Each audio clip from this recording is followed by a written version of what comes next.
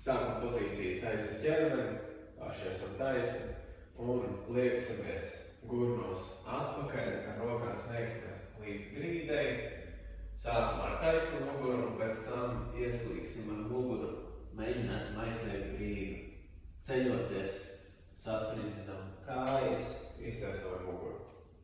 Atkal gurni atpakaļ, ķermenis noslīst, un augšā taisni.